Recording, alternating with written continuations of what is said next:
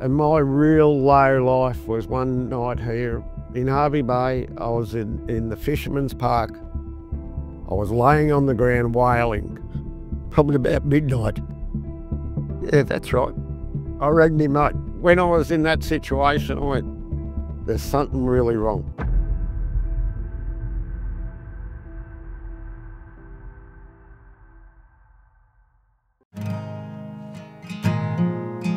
Yeah, grew up in regional Victoria. When I say regional Victoria, we moved around a bit.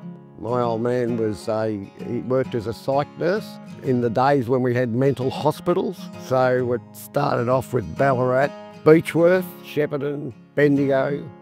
And while he was in Bendigo was when I did my NASHO.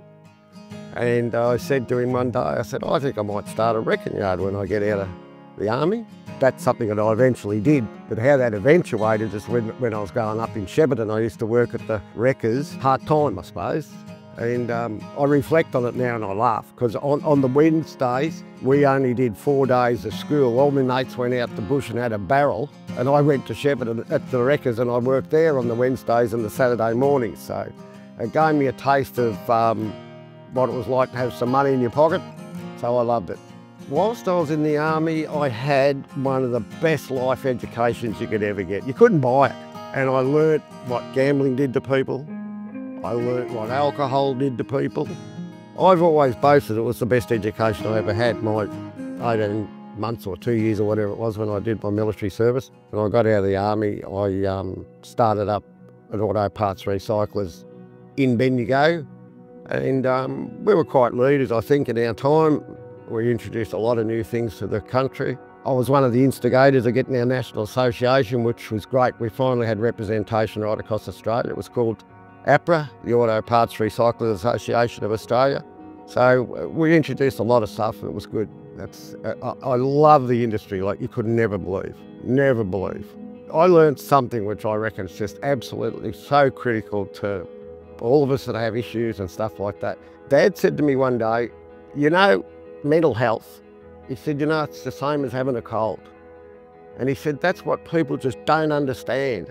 And it was something that really annoyed him because he could see people constantly in situations and he understood it, but 99.99% of the rest of the world didn't. They did not understand mental health. And it's probably still the same today, of course. I was just staggered when he said, look, it's just the same as having a cold, but he said, everybody talks about having a cold, everyone, but they don't talk about mental health. He did feel as though the institutions didn't help. He said, you know, what's the point of putting 50 like people together and just all they do is sit around? He said, it's not the way we should be doing it. Now, I don't know if he had great ideas, but like he just didn't think it was the way that it should be done. Somebody said to me once, happy is the man who works in his hobby. And I thought, I love cars. Cars are my life. Always loved a bit of motor racing and that, played around a little bit. But yeah, loved motorsport. And I think Speedway was what everybody got into early. Even my mum was a fantastic driver too. I can't remember where I really got involved with a car club, but I got into a car club and learned about some of the things that they do and that, and have a go at anything sort of thing.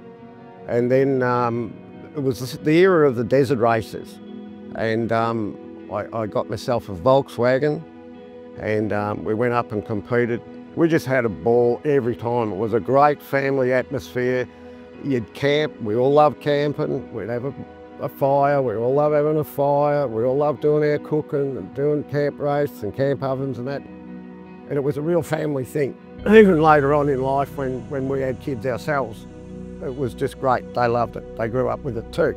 Eventually, in the 80s, they mooted a race which was going to be called the Wind Safari, which was a rally. So yeah, we did the 85, 86, 87, 88 event in a Pajero.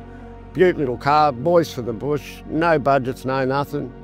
I think we were 38th the first year in bog standard class. But what was the thing that we loved so much was here we are, doing it all ourselves, building the cars in our workshops, and still to be able to compete with some of the big time guys. And then later on, I've done a couple of round Australias. So yeah, that was a wonderful time in my life. Really exciting. So yeah, it was a great thing integrating my love of cars, my business life. I suffer from psoriasis, and that is a skin disease a lot of people know about. Some say it's hereditary and all this, but it's supposed to be to do with stress. So when I finished the 86 event, the 86 Wind Safari, my wife and at the time my 2-year-old son came up, and I said, what we'll do is we'll take a few months to go home just to see if that's anything to do with the stress at work and all this sort of stuff. Because it is pretty stressful, and they were days where you had to arrange all your own finance and stuff. And me and my best mate talked today about how we were four credit cards max to the limit, and the taxation department ringing you up, and like it was a struggle. It was tough. It was tough. Let's see if this has got something to do with it. So we took our time coming home. Got to Hervey Bay, called in to see somebody that we knew that had left Victoria, that had been in the car game, and sort of went to Melbourne, turned left and worked our way around the coast. I always had plans that one day I would go to probably Western Australia to live, because I wanted to go where the fishing was good.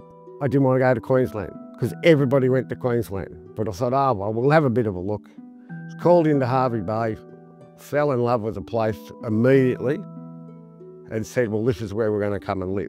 So we gave ourselves a 10-year plan. I came back a couple of weeks later and I thought, it's really, really where I want to live. So I ended up having a good look around Dundarren, and we bought a block of land out there. So my kids grew up now thinking that they were going to come in to live in Hervey Bay, they used to call it. We gave ourselves a 10-year plan, and that was based on the age of the kids, because we thought by the time they get to secondary school, they got their life mates and stuff like that.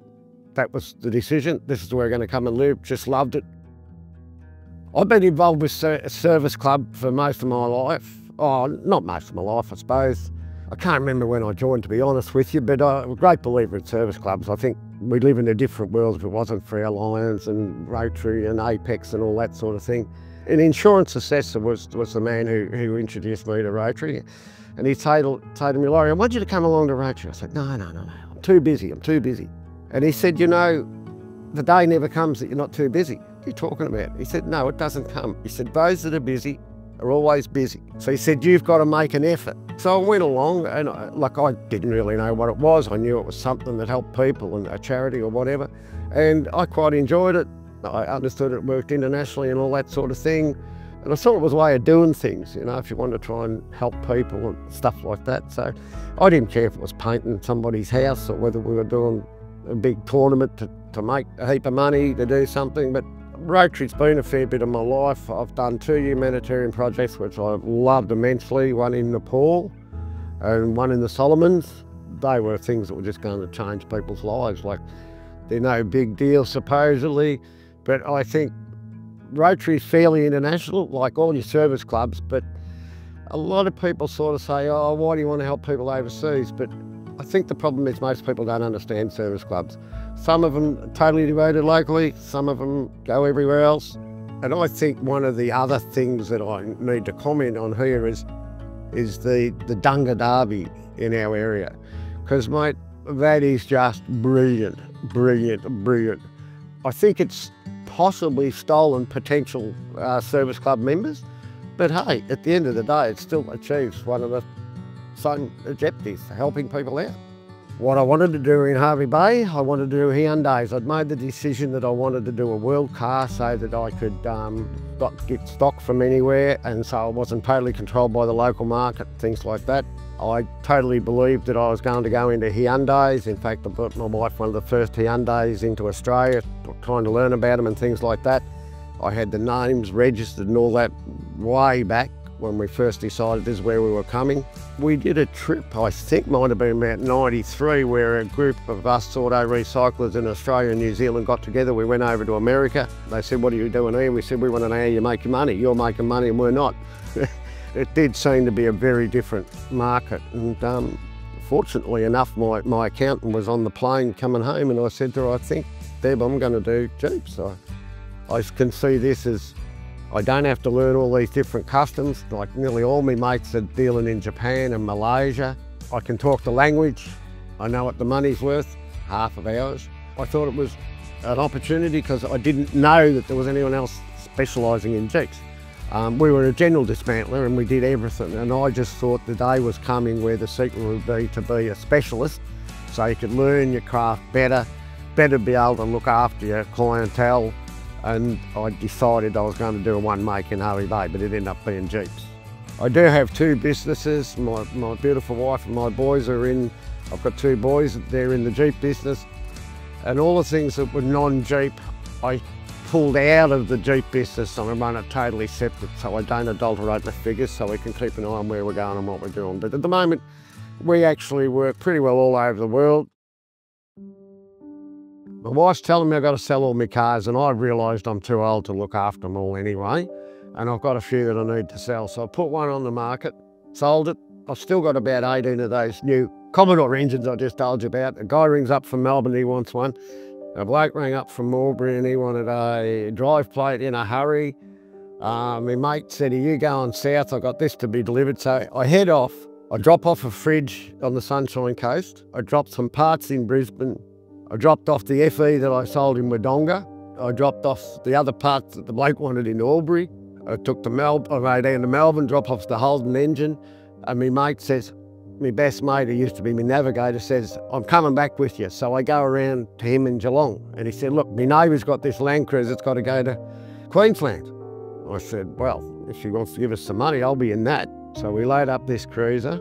We did 4,850 Ks in the week. But what we're getting to was, we loaded up the Land Cruiser and this guy just lives over the road from me mate, and that I could see he was really, he was a bit like me. But anyway, I looked at this guy and he didn't look right. You know what? I put my arm around him. I said, what's going on, mate? And he said, that saved my neck from the rope. I said, what? He said, mate, I was in a bad situation. I worked at a school. I was being bullied. He said, I was going to take my life. He said, I'd made up my mind I was going to take my life. He said, my family knew, my wife knew, my kids knew. And he said, I bought that. And he said, it saved my neck from the rope. And he said, now I'm giving it to my son. I said, oh, that's wonderful. But like, what come home to me is that everywhere, somebody's got an issue, a problem, a complaint. This is why we do these things, to try and get people to come out. And mate, that was just unreal. That was unreal, you know. And here it is, it just fell in with what we're doing and saying now. Jim's younger than me, in the same game, and we met through the association that I said we got going. And we became pretty good friends. And I have a huge respect for him. It's all right for all these guys that can say, oh, this happened and that happened and I got through that. When somebody's been at their lowest and they can climb out of it, that's who's got my respect. He wasn't doing the right things in life. He was into drugs and stuff like that. And he was sitting in front of his fish tank one night and he wanted to punch the living daylights out of the fish. And he said, I went, there's something wrong with me. This is not right. And that's why I think that I've got such a love for that man, because he's been down, but he got out of it himself, which I think's pretty good. I've got another mate too, there's enough not to do with that, but people having a go. And like, this guy's in the seafood all his life, 3 or 4 generations or whatever, fisherman, sorry. He had a few things go bad. Instead of bloody dwelling on it, he sat his ass in a taxi for 10 years and paid his bill. And like, he's another guy I've got an enormous amount of respect for. He could have just thrown it in and that, but he didn't. He worked his way out of it. I reckon that's great. That's special. Yes, I've had highs and I've had lows. I don't think a lot of people don't realise the stress you're in when you're in business. I got really low. And I would say a lot of it was to do with business stress. I probably thought it was normal, but then I was thinking, is it normal? And I don't know who said this to me, but I know it's so, so true. And he said to me, when things aren't the best, you always hurt the one you love the most. And it's so true. I didn't realise that I was hurting my wife so much when I was down. That's an important thing for people to keep in mind. It's always the one you love the most that you hurt when you're not well. And it's not well. That's all it is. It's not well. It's like having a cold. And my real low life was one night here in Hervey Bay. I was in the Fisherman's Park. I was laying on the ground wailing, probably about midnight. Yeah, that's right. I rang me mate. I rang David. And David and his wife came around and helped me. But yeah, mate, yes, I suppose it's mental illness or something like that. But yeah, when I was in that situation, I went, there's something really wrong. There's something really wrong. I've been unfortunate to lose mates, as we all have. And I guess if anything can ever come of what we're trying to do today is we don't want to see those things happen. I reckon I've only got 4 mates. I've got a lot of bloody acquaintances. I'm quite happy to only have 4 mates because I know that they're a proper mate, and that's what we are. Being able to talk to someone. Another peculiar thing I might say, one thing I have found over the years, most sexes can actually talk better to the opposite sex. And that was something that Dad said, and I've even seen that now. Like, you know, I'm sure a lot of guys will sit down and talk to my wife where they wouldn't say things to their own wife. And the same things, I think, a lot of times. And I said to you that night when I was really down, David and his wife came around to me. I don't know why. Don't even know why I brought this up. But I guess it might be if we don't feel like talking to a fella, maybe it's easy to talk to another gender. I just thought about it, mate, I can talk to a woman easier than I can talk to a bloke. And I know blokes say the same to me. We've all got acquaintances. And when it comes to the pitch, there's not that many of them around. I think sometimes when we talk about friends and acquaintances, etc., a lot of people don't really know how many real friends they've got. And the thing that blows me away is, like my best mate Jim, we could sit in the car for 8 hours and not even say a word, but we're still there together. We're still there together. And that blows me away. And he would say the same thing. There's just something about it. We're all lucky enough to have a friend, or 2 or 3. You just got to make sure you find them and look after them. Remember what they say? You okay, mate?